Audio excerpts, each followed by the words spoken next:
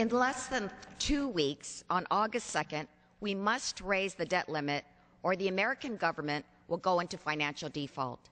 If we don't, it will be a disaster for the economy, and real American families will pay the price. That's why for almost 95 years we have kept our promises and paid our bills. Congress has voted to avoid economic default nearly 100 times since 1917 because it was the right thing to do. The debt limit was raised 17 times under Ronald Reagan, 4 times under Bill Clinton, and 7 times under George W. Bush.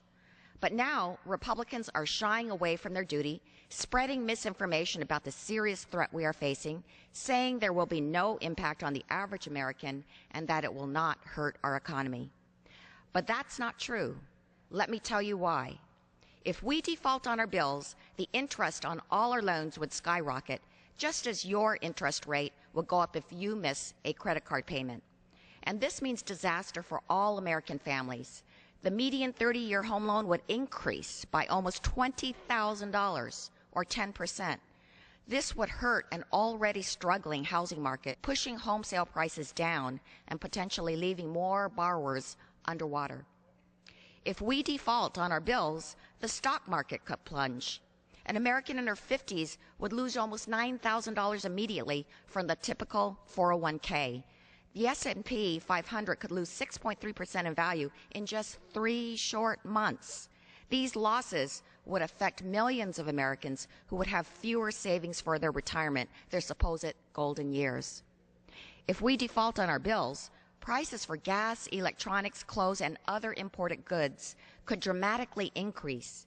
A U.S. default would create economic chaos, forcing the value of our dollar to decrease, making many products we use every day more expensive at a time when our household dollars are already stretched thin.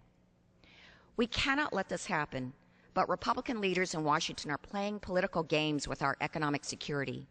With 2 weeks left and the clock ticking, the time for playing childish political games should be over.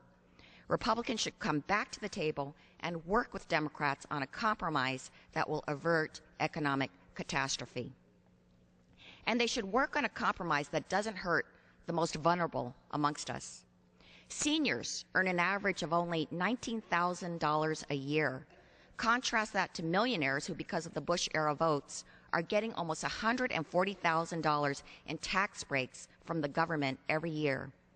There is no reason that our seniors and the neediest amongst us should struggle to pay their hospital and electric bills just so that we can subsidize a millionaire's yacht.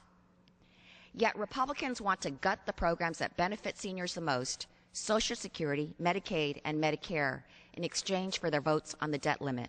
They actually want to hold your senior years hostage just like a political statement on the debt limit.